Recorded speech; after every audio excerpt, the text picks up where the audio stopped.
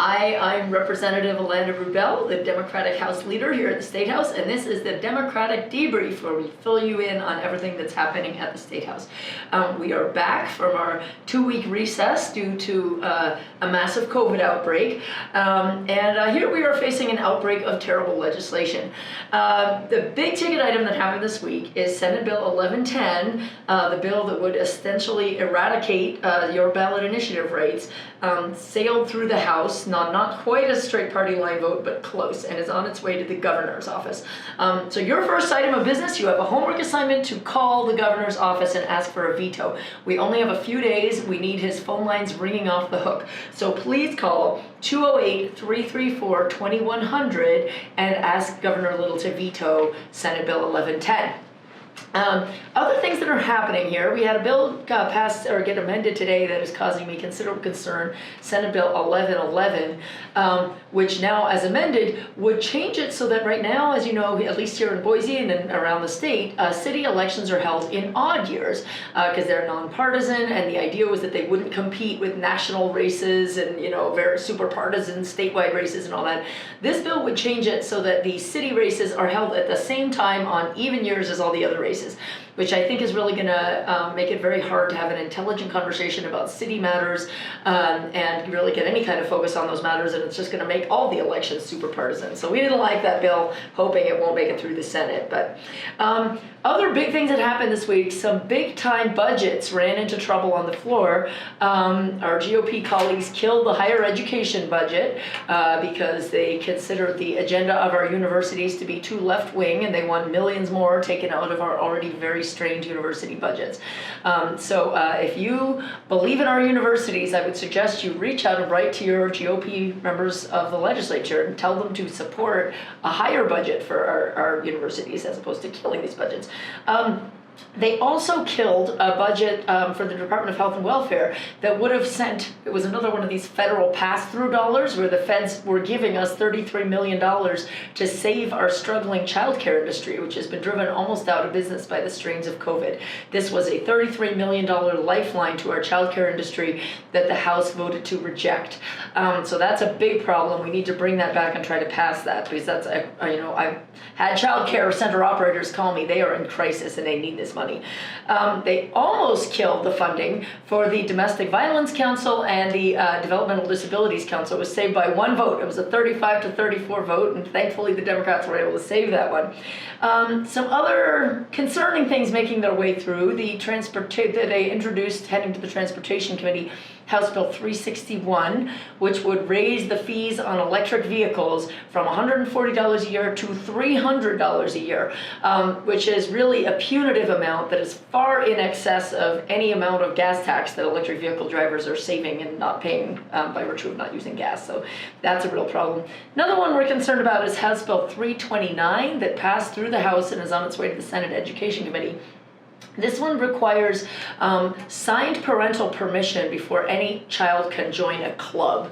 And this causes us concern for a lot of reasons. The debate on the floor was a bit bizarre. It said, you wouldn't believe some of the clubs out there. They have human rights clubs and LGBT clubs, and we can't have kids joining clubs like this without permission. But actually, the LGBT clubs raises an interesting question, because a lot of LGBT youth need that support, and this would prevent them from being able to join that kind of a support group of their colleagues unless they came out to their parents first and sought that permission, which may not be something that all these youth are ready or in a position to do. So this presented a lot of concerns. I'm hoping the Senate Education Committee stops it. So that's just a snippet of the things happening. We hope we're heading to the end here soon, but thanks for tuning in. Good afternoon, everyone. This is Senator Michelle Stennett, the Minority Leader in the Senate, and happy Friday. I am going to talk to you about something that you probably have heard in the news. It's the American Rescue Plan Act, which just came out under the Biden administration and was delivered to the state on March 11th. And what that will do is it's likely to bring about $5 billion worth of direct payments and grants and fiscal relief to the state. And from what I understand, most of that funding is coming from the U.S. Department of Treasury, the U.S. Department of Education, and the U.S. Department of Health and Human Services. So from those topics, you can guess where much of that revenue that's coming in will go towards. Now, it is set up to be either a very quick distribution for some programs, 30 to 60 days. Some of it's over the course of a year. And some of those that require infrastructure is a long-term setup. So we will have to, the short story on this is we will probably be here at least for the next week or two in order for our Joint Finance Committee to be able to address those shorter appropriations that have to go through the legislative system. Some of those are direct deposits to the direct entities, but there are several things that the legislature will have to administer. So we'll keep you posted on where that goes and how much and what we've set up, but that will keep us pretty busy for the next couple of weeks.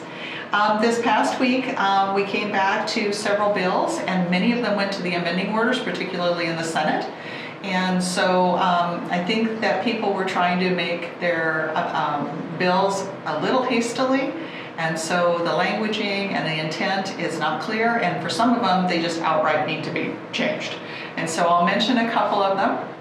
We have a Senate bill, the Senate bill is considering House Bill 223. That's the one that is about, they called it ballot harvesting. I don't care for that name because harvesting in fish and game means you kill it.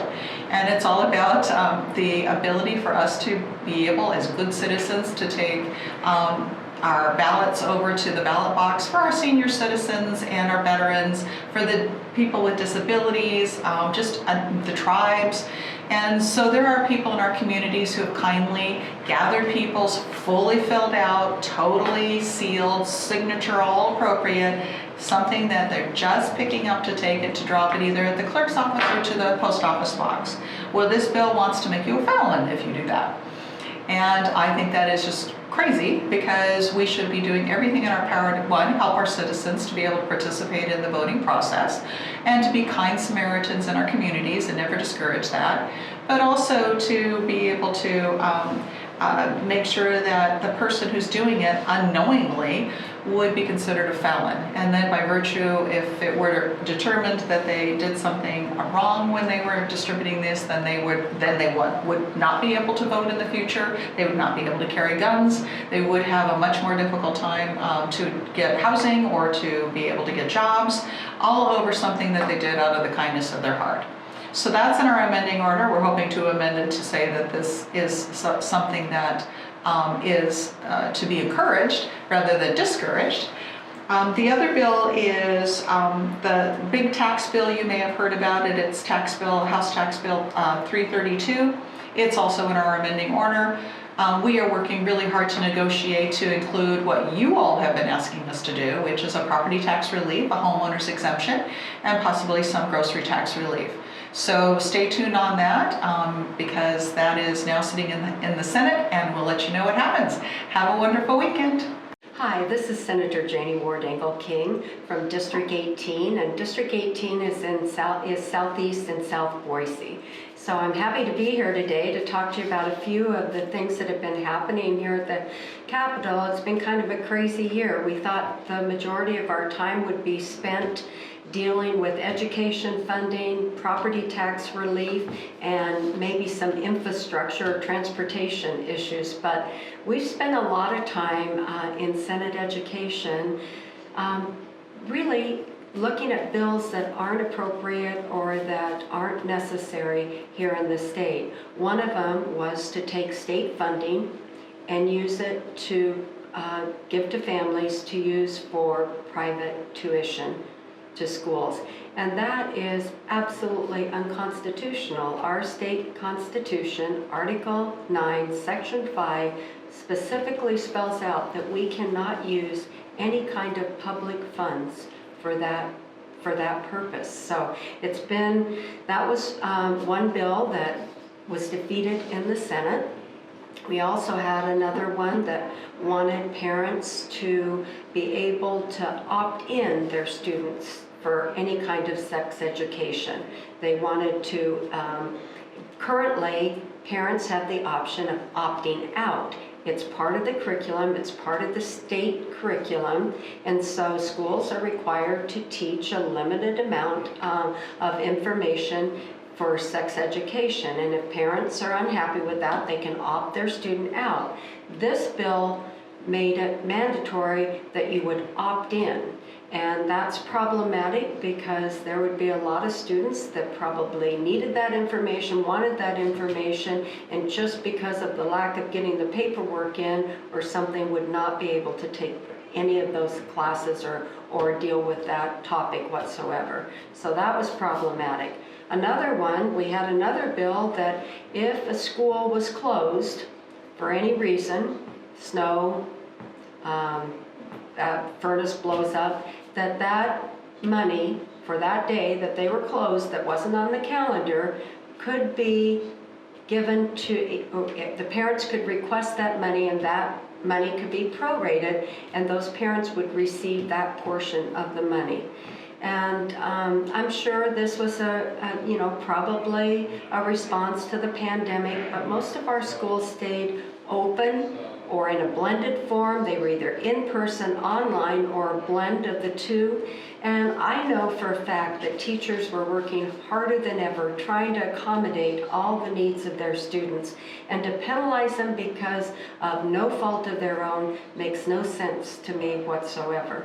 So we've had quite a few interesting bills this year, and we've been able to stop some of them. And but I'm still hoping we're going to do some real good for kids. And one of the things that we're looking at is funding full-day kindergarten. It would still be optional because our kindergarten is currently an optional program. Parents do not have to send their students to kindergarten, but this would be state funding for optional full-day kindergarten.